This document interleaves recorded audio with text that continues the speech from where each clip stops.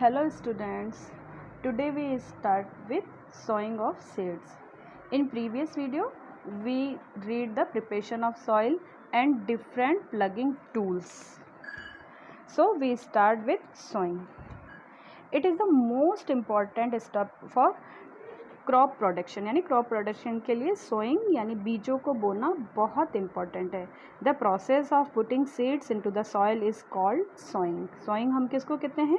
बीजों का मिट्टी के अंदर बोना सोइंग कहलाता है, बीज बोना कहलाता है. While sowing seeds the necessary precautions are कि हमें क्या क्या प्रिकॉशंस रखनी चाहिए जब हम सीड्स को बोते हैं. तो फर्स्ट तो क्या होनी चाहिए कि जो सीड्स हैं वो क्या होना चाहिए? अच्छी क्वालिटी के होने चाहिए. The seeds use for sowing should be good quality, healthy and free from disease. मतलब वो अच्छी क्वालिटी के होने चाहिए, हेल्दी होने चाहिए और डिजीज़ के बिना होने चाहिए. Before sowing the land must be watered. यानी जब बीज बोते हैं उससे पहले लैंड को एक बार पानी पिला देना चाहिए. Then seeds should be sown at the right depth in the soil. जो बीज हम बोते हैं वो एक राइट डेप्थ के ऊपर होना चाहिए, सही गहराई के ऊपर होना चाहिए. क्यों? क्योंकि अगर ज़्यादा गहराई पे हम बोएंगे तो वो क्या होंगे? जर्मिनेट अच्छे से नहीं होंगे, उनसे अच्छे से प्लांट नहीं निकलेंगे. और अगर दूसरी साइड हमने उनको कम गहराई के ऊपर बो दिया तो क्या होगा? जो बर्ड्स और एनिमल्स हैं उनको खा जाएंगे. If they are too deep they may not germinate properly. On the other hand if they are surface they may be picked up the bird and animals. And the last precaution is the spacing between sown seeds should be right enough so that enough air water and nutrients. और उन्हें जब हम बीज को बोते हैं तो वो कैसा होना चाहिए? उनके बीच का जो स्पेस होना चाहिए वो इनफ स्पेस होना चाहिए ताकि वो आसानी से एयर को, वाटर को और न्यूट्रिएंट्स को गेन कर सकें. जो सोइंग के मेथड्स हैं वो टू टाइप्स के होते हैं, मैनुअली और सीड ड्रिल. मैनुअली हम पहले यूज़ करते थे, आजकल हम सीड ड्रिल का भी यूज़ करते हैं. Manual sowing it is the traditional method of sowing where the seeds are sown manually by stretching them the moist soil. यानी पुराने ज़माने में या ट्रेडिशनल जो हमारा मेथड है उसमें हम जो किसान होता है वो खुद अपने हाथों से गीली मिट्टी के अंदर बीज बोता है. And the next method is seed drill. It is the method of sowing the seeds through the ground or using 2 or 3 pipes having sharp ends. जैसा कि आपको नीचे डायग्राम में दिख रहा है कि ट्रैक्टर के थ्रू इस सीड ड्रिल से खेतों के अंदर बुआई की जाती है. Seed drill helps in the uniform distribution. इससे क्या होता है? जो सीड ड्रिल होती है वो सभी जगह यूनिफॉर्म एक जैसा सबके बीच में डिस्ट्रीब्यूंस आता है, बीच का स्पेस बिल्कुल बराबर रहता है और जो सीड होते हैं वो साथ के साथ मिट्टी से कवर हो जाते हैं जिससे कि जो बर्ड्स और वो होते हैं वो आसानी से नहीं खा सकते. ठीक है. Then next is transplantation. Transplantation means the seeds are of some crops like tomatoes, chillies, onion, paddy are the first sown in the nursery bed. पहले उन्हें नर्सरी के स्तर पर उनको पहले बोया जाता है. When they grow to certain height, जब वो एक फिक्स हाइट के हो जाते हैं, थोड़े बड़े पौधे हो जाते हैं, दे आर ट्रांसफर्ड. उन्हें ट्रांसफ़र किया जाता है, मतलब वहाँ से निकाल के उनको कहाँ लगाया जाता है? जो मेन खेत होता है, planted in the main field. जो मेन खेत होता है, जो मेन, वहाँ पर इन प्लांट्स को वापस लगा दिया जाता है. These small plants are called seedlings. ये जो छोटे पौधे होते हैं उनको हम क्या कहते हैं? Seedlings. The seedlings are transplanted in the field manually. इन प्लांट्स को तो हाथों से ही एक एक करके लगाया जाता है. Then adding manure and fertilizers. अब हम क्या करते हैं कि मैन्योर और फर्टिलाइजर्स पर पहुंचते हैं. मैन्योर और फर्टिलाइजर्स किस तरह से हम यूज़ करते हैं? क्योंकि जब आपने बीज बो दिए, बीज बोने के बाद उनको मैन्योर यानी खाद की और फर्टिलाइजर्स की भी ज़रूरत होती है ताकि वो अच्छे से ग्रोथ कर सकें और हमें अच्छा फूड प्रोडक्शन प्राप्त हो.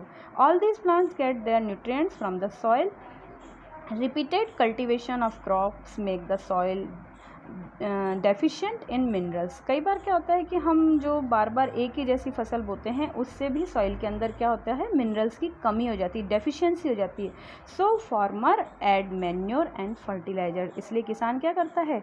मैन्योर, खाद और फर्टिलाइजर्स मिट्टी के अंदर डालता है जिससे कि जो क्रॉप है, जो आपकी फसल है, वो प्रॉपर न्यूट्रिएंट्स गेन कर सके।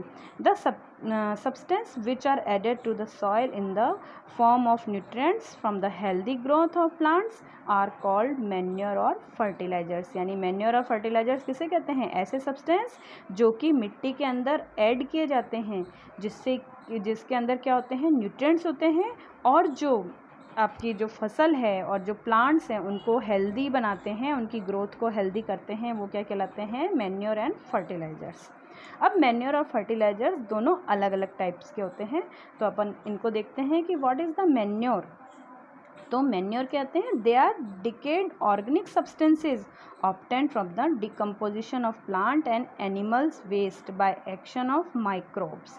यानी ये ऐसे सब्सटेंसेस होते हैं जो कि डिकम्पोजिशन से मिलते हैं। प्लांट और एनिमल का जो वेस्ट होता है, माइक्रो ऑर्गेनिजम्स के थ्रू इनको डिकम्पोज कर दिया जाता है। जनरली आपने देखा होगा खेतों के अंदर किसान एनिमल वेस्ट यानी गोबर इत्यादि से, पेड़ों जो फसल का वेस्ट होता है उससे, इन सब चीज़ों को सड़ा के और फिर खाद बनाते हैं। This is called manure. ये कहाँ बनती है? खेतों के अंदर बनती है। जो जनरली मैन्योर होती है वो 3 टाइप्स की होती है और ये बहुत बेनिफिशियल होती है। First is farm yard manure, यानी FYM। ये किससे बनती है? It consist of cattle dung, यानी जानवरों की जो डंग होती है, गोबर होता है, उससे urine, remnants of straw and farm yard waste, यानी जो फसल की नीचे का बचा हुआ कचरा या स्ट्रॉज होती हैं, जो फार्म यार्ड वेस्ट बचता है, जितना भी खेती के बाद जो वेस्ट बचता है, और जानवरों की डंग से जो खाद बनाई जाती है, this is called farm yard manure. It is brown in colour, generally ये ब्राउन कलर की होती है, hence it is also called brown manure, इसलिए कभी कभी हम इसको ब्राउन मैन्योर भी बोल देते हैं। Then second is green manure.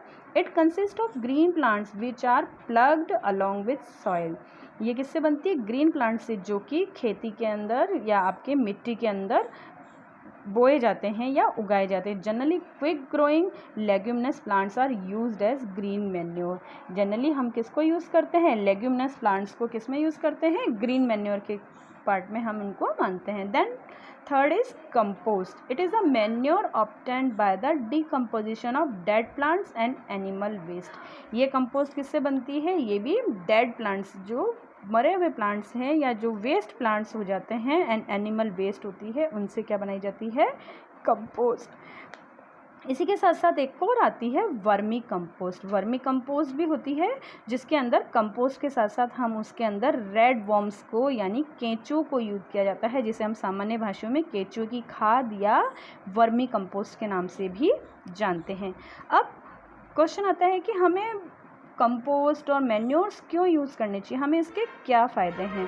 तो कुछ फ़ायदे अपन डिस्कस करते हैं कि what is the main difference advantage of using manure. Manure use करने के हमको क्या फ़ायदे? For most of the cases manure is available for the free of animal cost, क्योंकि ये हमको फ्री मिलती है। सबसे बड़ा इसका फ़ायदा क्या है कि कहीं भी देखिए तो ये आपको क्या मिलेगी? फ्री अवेलेबल होगी, क्योंकि इसकी कोई कॉस्ट नहीं लगती, या जिनके एनिमल्स नहीं हैं तो उसको मिनिमम कॉस्ट पे ये मिल जाती है, मतलब ये महंगी नहीं होती। Manure can serve as a soil conditioner through the addition of organic matter. और इससे सॉइल कंडीशनर यानी सॉइल को अच्छा कंडीशनर मिलता है, इससे जो मिट्टी की नमी होती है वो बनी हुई रहती है, इसलिए मैन्योर ज़्यादा फ़ायदेमंद होती है। Manure contents nutrient in organic and inorganic forms. जो मैन्योर होती है उसके अंदर ऑर्गेनिक और इनऑर्गेनिक दोनों प्रकार के सब्सटेंसेस होते हैं। Manure increases the water holding capacity of soil. जो मैन्योर होती है, जो खाद होती है, वो वाटर होल्डिंग कैपेसिटी बढ़ा देती है मिट्टी की, जिससे मिट्टी ज़्यादा पानी को सोख कर रख सकती है। Manure have a broad profile of micro and macro nutrients. यानी जो मैन्योर होती है उसके कारण क्या होते हैं? मैक्रो और माइक्रो न्यूट्रिएंट्स जो होते हैं, यानी मिट्टी को जिनकी ज़्यादा आवश्यकता होती है और जिनकी कम आवश्यकता होती है, वो सभी क्या होते हैं? वो इसके थ्रू हमें मिल जाते हैं। The nutrients are not balanced relative to crop requirement. यानी इसके साथ इनको मिट्टी को क्या मिलती है? बैलेंस्ड जो क्रॉप रिक्वायरमेंट्स होती है वो उसके साथ इक्वल रह जाती है। Then manure make the soil porous, यानी जो मैन्योर होती है वो क्या करती है, सॉइल को पोरस बना देती है, छेदयुक्त, क्योंकि अपन क्या वर्मी कंपोस्ट भी यूज़ करते हैं, उसके कारण भी मिट्टी क्या हो जाती है, पोरस हो जाती है, एयरी हो जाती है, ताकि एटमॉस्फेयर की जो एयर होती है वो सॉइल के अंदर आसानी से जा सके और जो प्लांट्स है वो आसानी से रेस्पायर कर सकें और गैसों का एक्सचेंज आसानी से हो सके।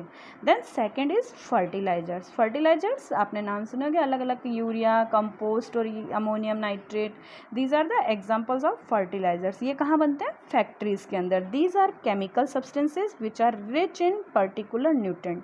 ये ऐसे फर्टिलाइजर्स होते हैं जिनके अंदर हर एक के अंदर पर्टिकुलर अलग अलग न्यूट्रेंट होता है, जिसको जिस चीज़ की न्यूट्रेंट की ज़रूरत होती है हम उस न्यूट्रेंट का यूज़ करते हैं। They are made in fertilizer factories. ये फर्टिलाइजर फैक्ट्रीज के अंदर बनते हैं। And some examples of fertilizers are urea, ammonium sulfate, sulfur, super phosphate, potash, NPK यानी नाइट्रोजन, फास्फोरस एंड पोटेशियम की जो खाद होती है ये क्या होती है, एनपीके। अब जो फर्टिलाइजर्स हैं ये भी मेनली 3 टाइप्स के होते हैं। First is nitrogen fertilizers. Nitrogen fertilizers जिनके अंदर नाइट्रोजन की जो क्वांटिटी होती है वो सबसे ज़्यादा होती है।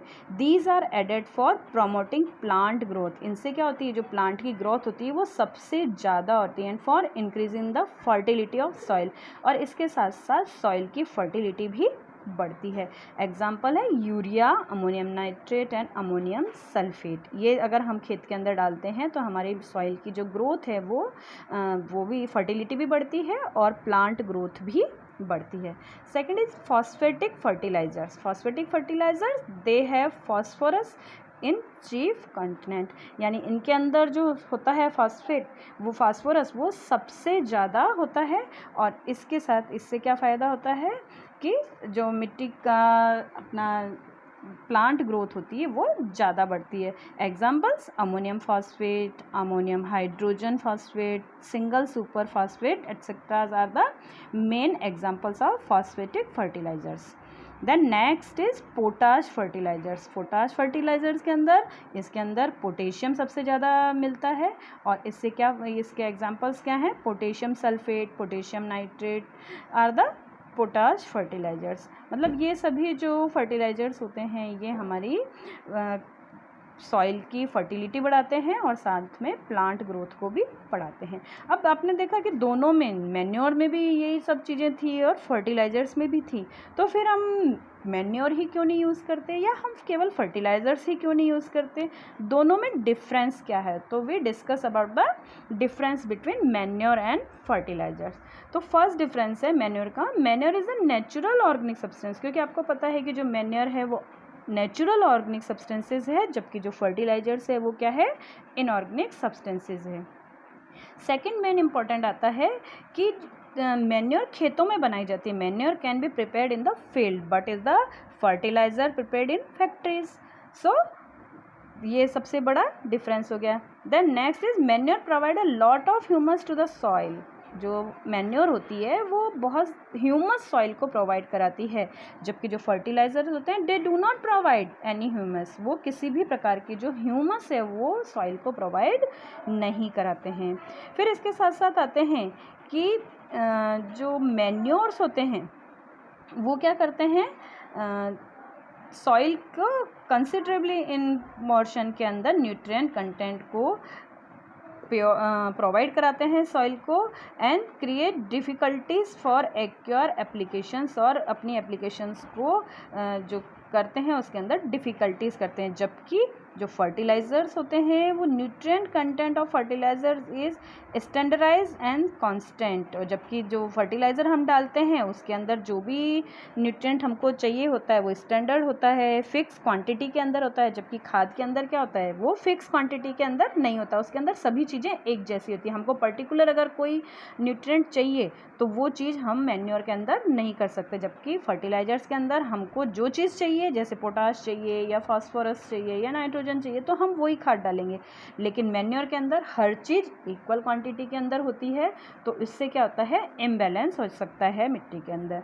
Then manure acts very slowly. अब इसके साथ साथ एक जो बैड पॉइंट भी कह सकते हैं कि मैन्योर धीरे धीरे काम करती है, जबकि फर्टिलाइजर्स एक्शन वेरी फास्ट। जो फर्टिलाइजर्स होते हैं वो बहुत तेज़ी से काम करते हैं। Manures are environment friendly. इसके साथ जो सबसे प्लस पॉइंट है, मैन्योर्स क्या होती हैं, एनवायरमेंटल फ्रेंडली होती है, जबकि जो फर्टिलाइजर्स होते हैं वो हार्मफुल होते हैं। इसलिए अपन को क्या यूज़ करना चाहिए, ज़्यादा से ज़्यादा क्वांटिटी के अंदर मैन्योर्स को यूज़ करना चाहिए। In next video we start with irrigation. Thank you.